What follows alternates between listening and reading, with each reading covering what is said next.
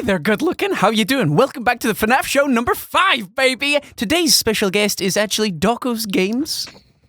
Oh, it appears I'm going to be on my own, judging by the face he is pulling. So yeah, guys, welcome to the FNaF show, episode 5. Today I'm with Mr. Razzbowski, as you saw from the intro right there. Hello. Hey, buddy, how you doing? I'm good. Today we're going to be talking about the film. Recently there was a post on Twitter by Blumhouse showing that a new director, filmmaker is now in the works with the FNaF film, which is great news because it shows that the film is now being progressed and it's still in the works. And yeah, we're just going to talk about that today because I've had a lot of questions about the FNaF film and I'm sure you'd love to see me and Raz discuss our thoughts. Oh yeah, the hype is real, baby. Finally, after all this time, it was just like radio silence and everybody was like, is it happening? Well, baby, it's happening. So Jabba asked, how much of the story do you think the film will cover? A new restaurant maybe? Will it be linked more to the novels or the games? It's because it's got to be for a neutral audience, hasn't it? Somebody that loves the franchise, but at the same time could be potentially new to the franchise as well, because it's going to be a worldwide film. It's not the small pool of people. I say small pool of people that enjoyed Five Nights at Freddy's, but they need to appeal to a wider variety of audiences. So I think it's going to be more based on the book and the way the book went as opposed to the games. And I think you got to stick to the 5 basic animatronics, maybe just the 4 of them. Yeah. They don't want to make it too complicated for the first film. No. They just want to say, it's just like the first game. It's going to be like the first game, where Scott's going to keep it simple with just, you know, the base animatronics. Freddy, Foxy, Chica and Bonnie, and I don't know about Golden Freddy, we'll see. But, you know, and add some mystery to it. I don't think he's going to talk about the FNaF 2 animatronics. I don't think he's going to talk about FNaF 3. I don't think he's going to talk about this location. I don't think he's going to talk about FNaF 6. He's going to keep it simple for the first movie. And who knows, if there is some more, then Scott and the directors can go more in depth with it. But keep it simple for the first film. Yeah, you gotta keep it simple, because if you start bombarding the entire audience with Springtrap, with all this regeneration of the toy animatronics, it's just too much information to process at once. So you're gonna have haunted animatronics, you're gonna have a wreck of an old pizzeria, and you're gonna have story, and you're gonna have the fear of somebody being trapped in a location with these animatronics, and they've got to go out, or they've got to solve something in the pizzeria, and it's gonna be as simple as that. There'll be hints to the lore and maybe the puppet as like a massive stretch into the second game, but essentially it's just going to be a fight to survive the night. Yeah. And which is, you see that in many horror movies, whether it's Gremlins, you got to get past into the daylight, or whether it's I don't know, I don't watch that many horror films, but you've got to escape and you've got to survive. Like Saw, maybe, because in Saw, like, they're just trapped in a single place, you know? Exactly, and they've just got to survive it. That's what the massive premise of it is going to be, is to survive. As they're surviving the night, they'll come across extra things that might give us little bits of information. They'll probably find some sort of tape, which would be awesome, but it might be a VHS, so we can actually visually watch something happening, or whether it will be a phone call. We don't know at this point, but there is they can't make it too complicated, otherwise people will just get turned off. Yeah, I think that'll be a little bit of investigation. I think it will, like, talk about the murders and, like, go into the origin of how they got haunted and stuff as well. Exactly. So maybe, like, there's a scene, like, the movie's based on 2 different parts where, like, combined together, like Saw, basically, where the scenes where there's a character trapped inside the pizzeria and he's fending off the animatronics and stuff through the whole film, but then there's someone else outside the pizzeria, like an investigator, going through the story of how these kids were murdered and what's going on here. Exactly. Do you know what I mean? Yeah, Something like that. So you've got different elements. You've got the surviving element, and then you've got the information element on the outside as well. Yeah, I think so. how the characters are going to get into this wacky scenario, you don't know. Maybe it is a group of teenagers that have heard about these mysterious murders going on inside the old abandoned pizzeria, and they've decided to go and have a Friday night session in an old pizzeria, as you do, to try and look for these murderous animatronics. Yeah, exactly. And it's just going to be quite simple. I don't think it's going to be too complicated, because it can't be. We don't have hours of research to enjoy a film, if you know what I mean. Just remember, guys, that this film isn't just for us who know about the game.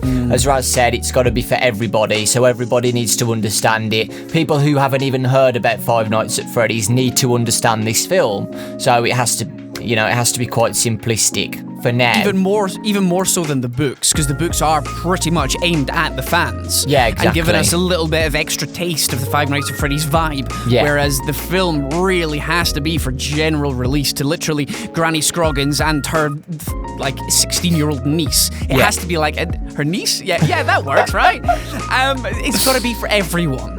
So it's even more simplistic than the books, but it doesn't mean it's going to be any less enjoyable. I think the fear element might be played on quite a lot, because animatronics, if they're done right, they could be terrifying, or they could go the opposite way and be terrible. Yeah. But technology these days, the CGI, you have a look at things like Jurassic Park. How realistic do those dinosaurs look? And not for a moment do you think, well, look at that Barney the dinosaur looking goofball over there. Yeah. You're literally thinking, I'm in the pen with a velociraptor. So I can see the CGI looking really good. Yeah, the CGI will be top notch, because the only thing we've seen CGI on YouTube videos is through the models of Gary's mod and stuff, the Steam models. And, they obviously didn't look real, but, they were still okay. So imagine what a film company are going to do with CGI. I think it's going to be top notch anyway, so don't worry. I think it'll be okay. Yeah, with who's directing it now, and with who's backing it, and it's Warner Brothers and everything, they're not just going to slap next to no budget on this. They've got the potential of really doing something amazing with it. With the storytelling from Scott's element to the back-end financially that they possibly have, it could really turn out to be awesome. Yeah. Wario asked, it's fun to look back at where a franchise began. So looking back at FNaF 1, how much of the story do you think Scott had planned out at that point? Well, he's already admitted to some retcon, hasn't he? Yes. But I think that will come over time when you're doing these long-winded things. He probably didn't think he would get to 6 games in a row, or even technically FNaF World is a game as well. So you're talking about 7 then? Am I right? My math is bad at times. So you're talking about 7 games. You're going to retcon slightly, and he probably did plan quite a while in advance. As to how far, I don't know, but to say that he knew everything and that Scott's a complete and utter genius would just be lying to yourself and to others, and I'm sure Scott will admit it. He'll never tell us how much he already knew, but I'm sure he had a rough idea of how he wanted things to play out if he was to go on with it. Yeah. By the way, just in case people don't know what a retcon is, it's where something's changed with the storyline. So let's say the retcon could be the puppet is female. Yeah. It could have been something else. That's a retcon. I'm not saying that is the retcon, by the way, because that's a tiny retcon, Yeah. But the retcon could have been that it actually turned out to be Henry's daughter. Yeah. After all of this, because we never knew Henry's name until the book. Is that right? So it was a long time before any of that happened. But anyway, I think after the second game, I think during the creation of the second game onwards, I think that's when he really started to put everything together. Yeah. Because he obviously saw the success of the first one. The second one was getting a lot of hype, because that's when people really started getting on teasers. So that's when I started getting on teaser images. And Fusion, a pro-class gamer, if he's even still out there somewhere. The good old times, I remember those days. And then it was during FNaF 3 that myself and Dawko started to get together and start doing theories and stuff, and 8-bit gaming were coming about. This was when it started to get real big hype around about Five Nights at Freddy's 2, and I think that's when he really thought, hold on a second here, I've got something magical and I could probably put together a really big story. So I think that's when it came about, and a sister location had been mentioned a couple of times. So I think he'd already planned that as well. Yeah. Whether he'd fully fleshed out every single animatronic or just a couple of them is interesting to see how far back he went. But again, it's all speculation, and he'll never tell us the truth. Yeah, I know, right? Yeah, I think I heard that when he just finished FNaF 1, he's already started making FNaF 2. So I think those two games are definitely like, you know, ones that he knew he was going to make no matter what. I think even if FNaF 1 sold bad, I think he would have still released FNaF 2. It's just hard to know everything. Like, I wouldn't have been able to make this whole storyline up in one game, you know, knowing all of this. Like, he's not going to know he was going to make Baby and all those members, Sister Location members, in 2014. Do you know what I mean? No. So I think he just went with the flow and he built the story after each game, and maybe he added some of our theories and thoughts in as well. I remember like people saying on videos like, imagine if Scott watched this video and went, oh, I might add this in the game and stuff like that. I bet you did, Scott. I know you watched it. I bet he did. But it's good that if he did do that and he took some community suggestions and stuff like that, because it shows that he cares and that we all came together as a family, as one big community, and we helped each other out. We inspired each other, because the amount of fan games that are out there that are spawned off of each other, that are spawned off of like our fan games of fan games, is crazy. And it's really good to see such a loving community still going. It's less than it was before, but it's still out there after all these years. I mean, we're in 2018 now, dog. Like, it's gone on for such a long time, and we're still talking about the game. It's had such a big impact in so many different people's lives, and to see the film getting mentioned again this week with the brand new director getting popped in there, it's awesome. Yeah, it's like gonna kickstart FNaF again. I think like if this film's successful and it's, you know, if it makes good sales, I don't want to say that, but like if it does make good sales, you know for a fact that they're gonna make a second one. Like, that's what they'll do. Even if it is a bad film, hopefully not, but even if it is a bad film, like people didn't like it, they will make a second one if it makes money. Yeah. If it makes money, they'll do it again. That's the way. It's just the way Hollywood works and the way the business works. And you can't tell me that they've not already got some sort of idea for a second and a third film. Yeah. They'll have planned it out. Scott will have sat down with them and said, this is what I want for the first film. And if we do more, this is what happens in the second, and this is what happens in the third. Because guaranteed at the end of the first one, there'll be a teaser for a second one. Whether they make it or not, it's going to be there, it's going to be up in the air, and it's going to be hype building for another film. It's got to be. And I know we're going back to the film again, and it's completely off topic, but they need to do teasers. They need to let Scott have some sort of free reign over what he can put on scottgames.com, because that is going to generate so much hype. Yes, it's not going to generate the hype of the general public, but it's just a poster that they're just give him it a little bit early. Put it on scottgames.com and it's there. Or even just make scottfilms.com if he wants to keep it separate from his gaming website, or FNAFmovie.com, something like that. Because that's just going to generate the hype from the people that will help drive the sales. It would be awesome. I know. It just feels weird, mate. Yeah, it does. It feels crazy. And I know Scott doesn't really have that much of a say in the film because he signed away the rights and everything like that. They'll have their own marketing team. But I just think it'd be such a nice touch if he was able to do stuff like that. I can't. Just when the trailer comes out, man. When the trailer comes out. That juicy reaction video. The Blue Galade asked, what's your favourite game in general? In general, not even Five Nights at Freddy's. No, in FNaF, like in general, which one? Because there's so many. Oh, jeez.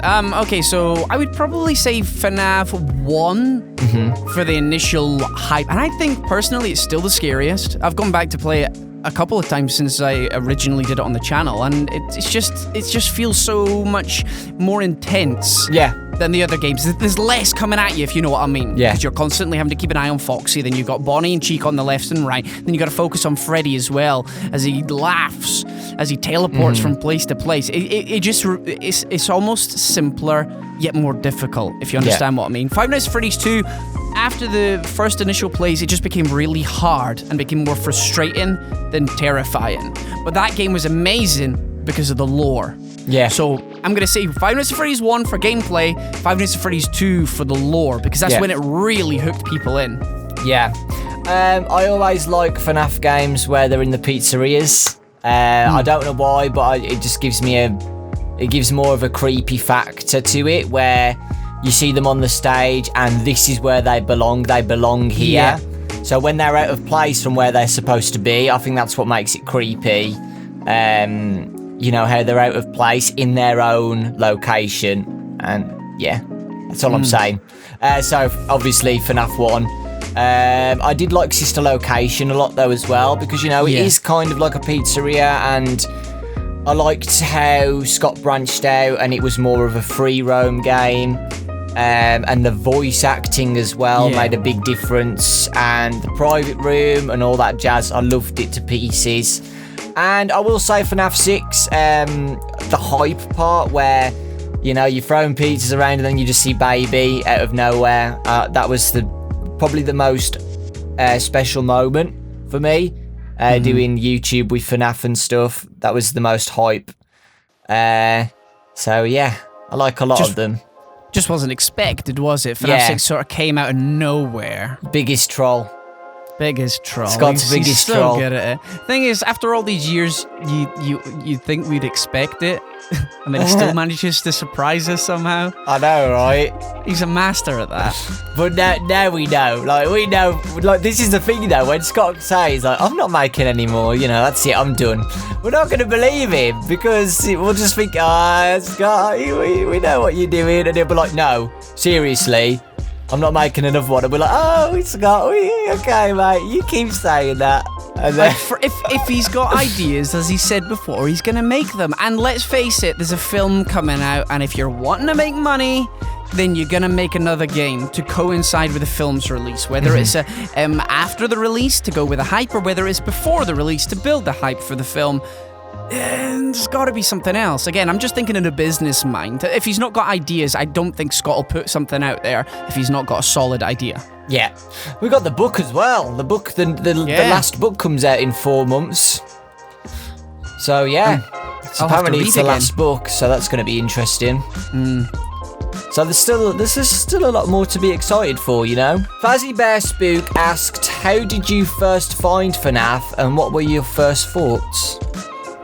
How did I first find... I remember just sitting on Twitter. I was only playing Pokemon on my channel at this time. Then everybody was talking about Five Nights at Freddy's. And I was like, what the hell is Five Nights at Freddy's? That sounds... It's like, what? 5 nights at some Fredbear's house. Right, okay, I'll go and check this out. Then I think I watched the tiniest portion of Markiplier's video. And I thought, this video gets views. Could I do it? and it seemed really interesting as well, like the suspense. And I'm really terrible for horror games. I'm like a total wuss kitty cat man. And I was like, do you know what? I'll play this. So I played 1 episode, and it did really well on the channel compared to the Pokemon stuff I was doing. I was like, do you know what? I really enjoyed that. I need to branch out. I can't just play the same game over and over again, which in turn I did with FNaF instead. But I wanted to try something different. I was bored with Pokemon. Yeah. I was like, do you know what? I'll branch out. I'll do a little bit of horror because I'm terrified. And I just started doing face cam on the channel as well. So I was like, this is a good time. This is a good time to branch out into something. And I played the first night, got absolutely terrified, did awful. I think Foxy got me on the first night, which is totally rare, apparently. Yeah. And, so I just went on from there.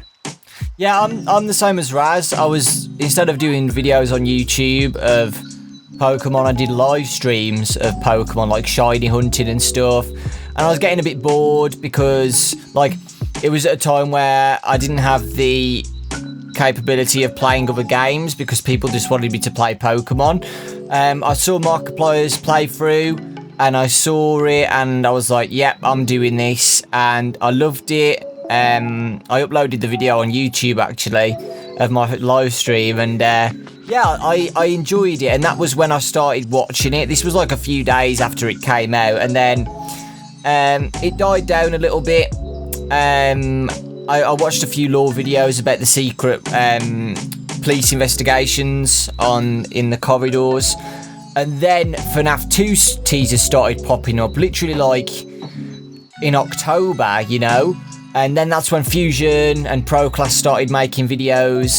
And then that's when I really got interested in it. Then I did a live stream on FNaF 2. I found the Easter eggs and stuff. And then Fusion and ProClass shouted me out. I was like, yeah! And that's when I made FNaF videos. And yeah, We first found each other through FNaF 3. I remember you messaging me saying, do you want to do a video together? I was like, yeah, okay.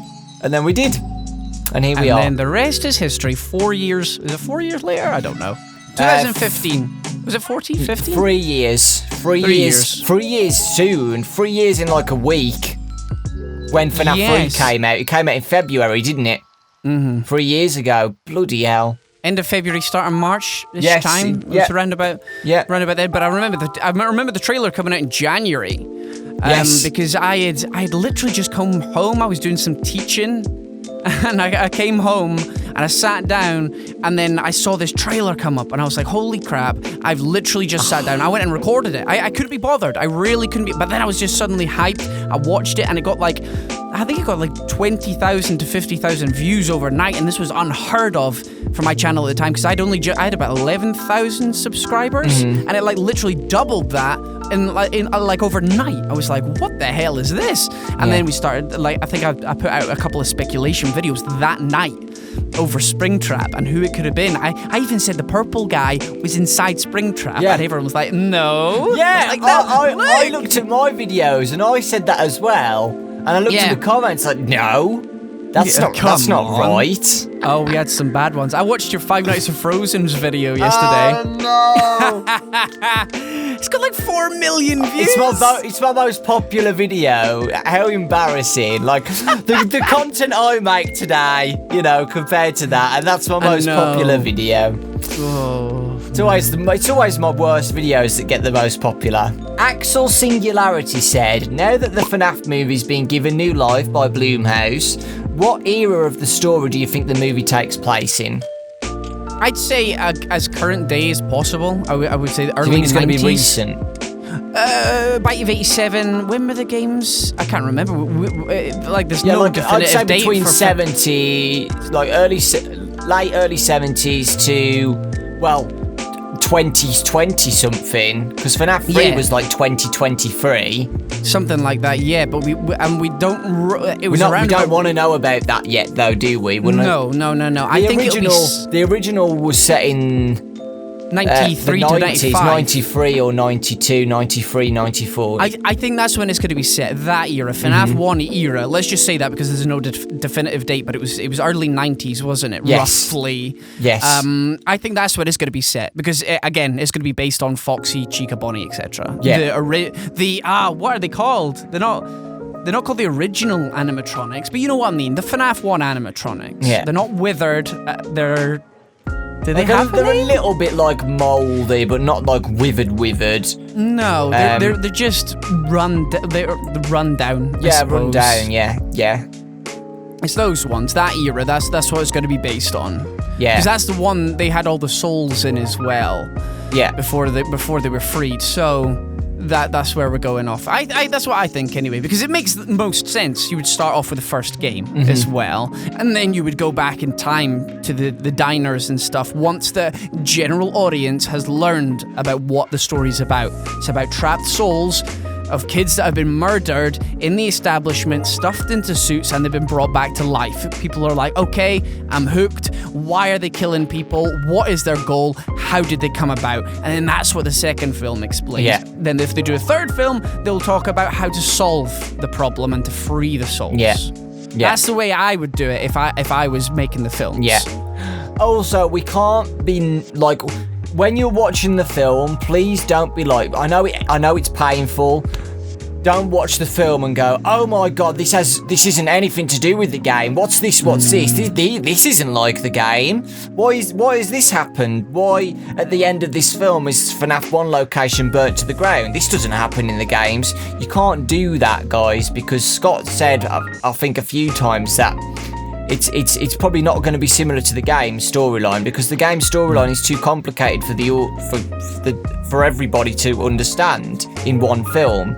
They might even just make one film, mate, for now, and just end the film of like the place burning down or something, or like something, because that's usually what films are like. You have introduction, then there's a problem, and then like tense atmosphere, and then the end is when it's the climax is finished, you know? Exactly. All you need to do for a cliffhanger at the end is see Springtrap's hand move. Yeah, as he's on an fire. animatronic hand coming out of the burnt pizzeria, something like that, you know? Exactly. The problem is they might even change Foxy to be the Springtrap of the thing. They could literally do anything with these animatronics, and that's what people do. As you said, they need to be prepared about, because the books are based on a similar premise to the games, but it's different. Yeah, it's different. There will always be changes, because what you see in a game, it's a game. Like, we're playing the story, and we're sitting there. If you literally write down all the story elements, it probably won't fit into a 90-minute film.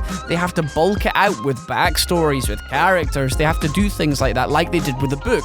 And that's when we learned about Henry, and we learned about the backstory to everything. And that's kind of how the film will go. The film will be closer to the books than it will be closer to the games, I think. Carzon64 asked, what do you think the FNaF movie will be like now that we have a director? So, Chris has made the Gremlins. He did the first 2 Harry Potter films. He did Mrs. Doubtfire, I think.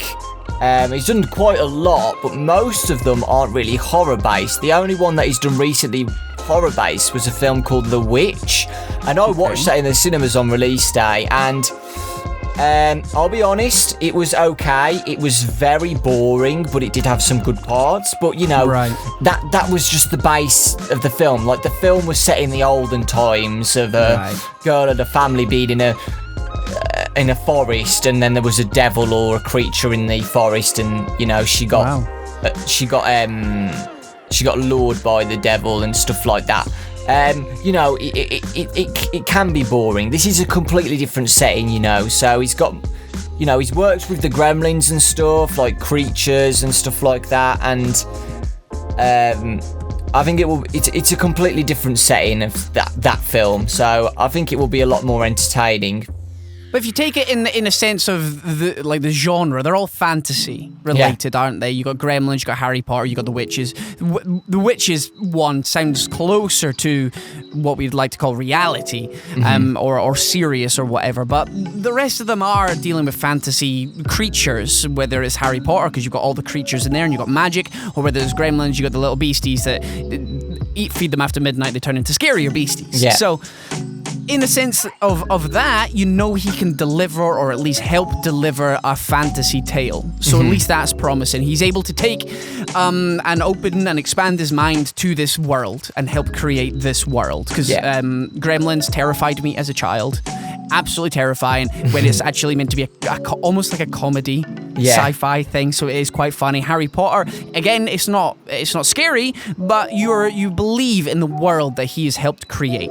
Yeah. So he's able to take J.K. Rowling's, or in this case Scott's, writing and bring it to life, or help bring it to life with the aid of the actors and stuff, and he's able to direct them. And I mean, if you can direct kids, you should be able to direct adults, because kids they're harder to direct because they've not gone through all the training and stuff like that. What I'm hoping for is for it to be similar to the recent film It. Where it was really well made, and you have a set of kids going into somewhere they shouldn't be going. Exactly. And that's what I think it will be very similar to It, where we're going to see a group of friends going into the pizzeria just to investigate what's going on, and then something happens. But yeah, I do have a lot of confidence in him. You know, he can do other things than just fantasy, I think.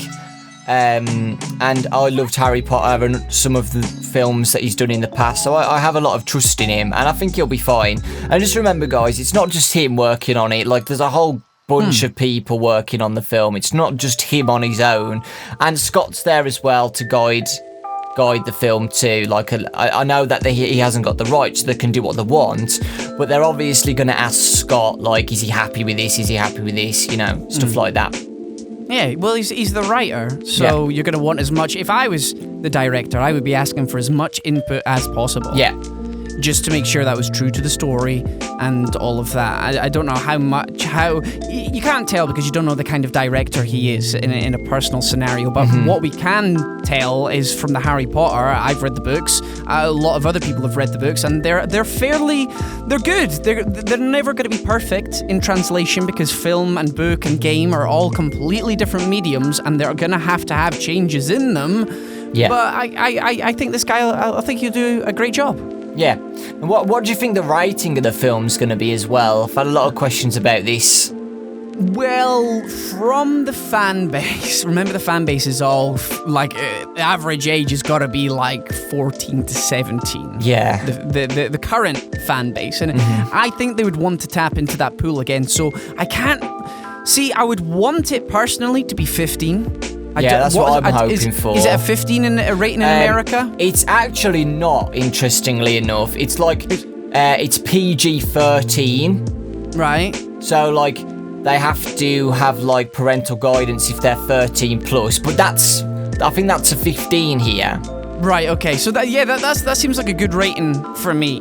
I'd say PG-13, 15 if you're in the United Kingdom. I don't know what other countries use that measuring system, but around that age, because I think that can you can have the horror elements, and as long as it doesn't have this X amount of blood scenes, you're allowed to swear like 3 times or something like that. But swearing doesn't really add to the story.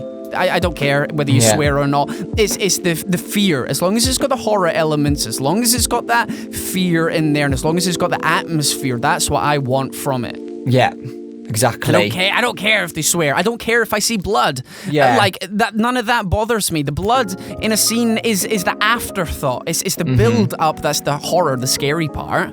Again, in It, that scene right at the beginning with his mouth. I don't want to spoil it for anyone, but anybody that's there will understand when that big reveal, because you knew it was coming, and it didn't really matter, and it didn't really dwell on the bloody part of it, but you knew what had happened, and it was really, really well done. And that could have gone completely the other way. It could have looked ridiculous. It could have looked really silly, but they played it perfectly. And the great thing, and the thing I enjoy about horror films, is suspense. So as long as it's got that, then I'm down to cloud. A great musical score will help as well. Yeah, again, I'm going back to It, but It was rated 15. And that was scary, and it did have some blood, and, it had some swearing and stuff in as well. And that was rated 15. And I honestly want it to be a 15. I know that they want to satisfy gamers, and I know that the game has a younger audience and stuff, but again, it has to be for everybody, and I feel like 15's the right age for a horror film. Exactly. It's a horror. You don't get PG horror films. Yeah, exactly. Like, you just don't, because the fear is something that a child shouldn't really encounter. Yeah. If in a rating system, in an ideal world, you don't want a child being scared. You don't. It's like it's not something they should experience until they're older, and they understand that this is a fantasy world. It doesn't really exist.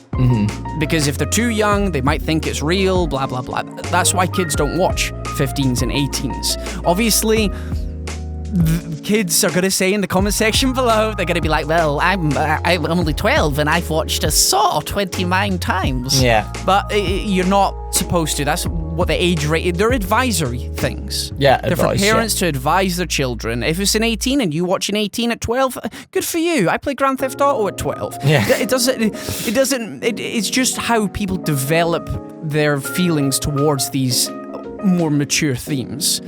But as long as it's got the fear, like It, I think It played it perfectly. And that sort of age, if it was in that sort of style of the fear elements and the what have you, that would be a perfect way to go for this film. Yeah, exactly. Well, thank you so much for watching, guys. I really do appreciate the support on the FNaF show, and thank you to Mr. Bowski for joining me today.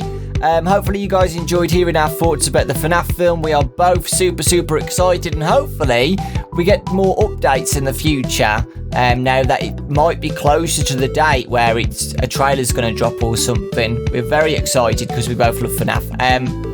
So yeah, make sure to check out Raz as well. I'll put his links in the description down below. He's awesome. And yeah, It's time to go. It's time to say goodbye. Yeah, there you go, guys. See you next week, guys. Bye.